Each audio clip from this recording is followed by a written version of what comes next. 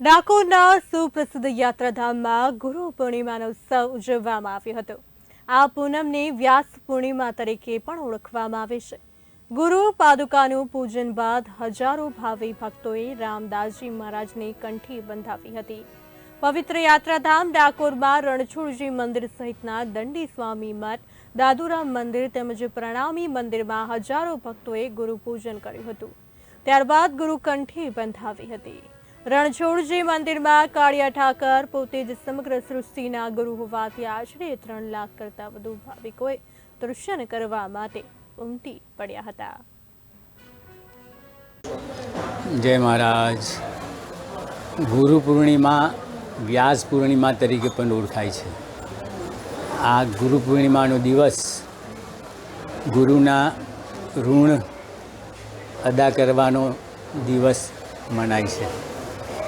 યોગીરાજ અવધૂત શ્રી સંતરામ મહારાજ ભગવાન દત્તાત્રેયનું અવતાર છે। બ્રહ્મા, વિષ્ણુ, મહેશ 3 દેવ અને શરીર એક એટલે ભગવાન દત્તાત્રેય। આજના દિવસે સંતરામ મહારાજના જ્યાં જ્યાં ભક્તો હોય છે તેઓ દર્શન કરવા આવતા હોય છે અને મંદિર તરફથી સર્વ ભક્તો માટે પ્રસાદની ભોજનની વ્યવસ્થા કરવામાં આવે છે। ગુરુર બ્રહ્મા ગુરુર વિષ્ણુ ગુરુર્દેવ મહેશ્વર ગુરુર સાક્ષાત પરબ્રહ્મ તસ્મે શ્રી ગુરુવે નમઃ। આજના આ પવિત્ર ગુરુ પૂર્ણિમા મહોત્સવને આપ સૌને હાર્દિક શુભકામના। વર્ષોથી આપણી ભારતીય સનાતન વૈદિક સંસ્કૃતિની અંદર ગુરુ પૂનમનું બહુ મહત્ત્વ હોય છે, કારણ કે ગુરુ વગર કોઈ પણ વ્યક્તિની ગતિ થતી નથી, પ્રગતિ થતી નથી, વિકાસ થતો નથી।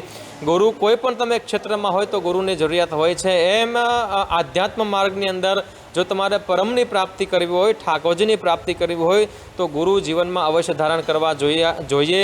ગુરુ મંત્ર આપણને આપે, ગુરુ માળા આપે, ગુરુ મૂર્તિ આપે, એના દ્વારા તમે ભગવાનની પ્રાપ્તિ કરી શકતા હોય છે। ત્યારે ગુરુ પૂર્ણિમાના દિવસે અનેક હજારો અને લાખોની સંખ્યામાં પોતાના શિષ્યો પોતાના ગુરુના દર્શન માટે જાય છે। ગુરુની કૃપા આપણા ઉપર ઉતરે। ગુરુ જે મંત્ર આપતા હોય છે, મંત્રની શક્તિથી જ બધી જીવનમાં પ્રગતિ થતી હોય છે અને ઠાકોરજીના દર્શન થતા હોય છે।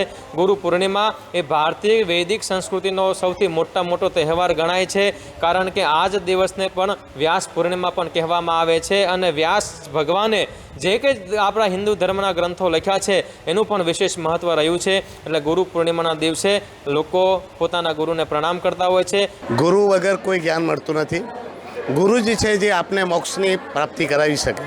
આપણે કહીએ કે ભાઈ અંધકાર રૂપી જીવનમાં કોઈ પ્રકાશ પોત કરાવી શકે, પ્રકાશને ઉજ્જવળ કરી શકે, આપણું જીવનને ધન્ય બનાવી શકે અને મોક્ષાર્થ અપાવી શકે તે ગુરુ છે। આજે જ્યારે તમે જુઓ છો સનાતન ધર્મમાં આપણે પણ જોયું છે કે ભગવાન પણ જ્યારે ધરતી પર આવ્યા તો તેમને ગુરુની જરૂર પડી। ભગવાન રામ આવ્યા કે કૃષ્ણ આવ્યા, બંને ગુરુ બનાવ્યા।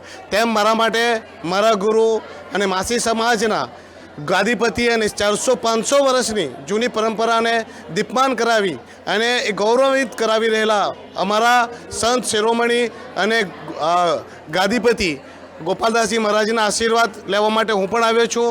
ને ગુરુ પૂર્ણિમાનું જે મહાન પર્વ છે, જે આદિકાળથી ચાલી રહ્યું છે, તે પરંપરાને હું પણ ફોલો કરું છું અને ગુરુ મહારાજજીના આશીર્વાદથી જ હું દમણ-દીવનો સાંસદ બન્યો છું।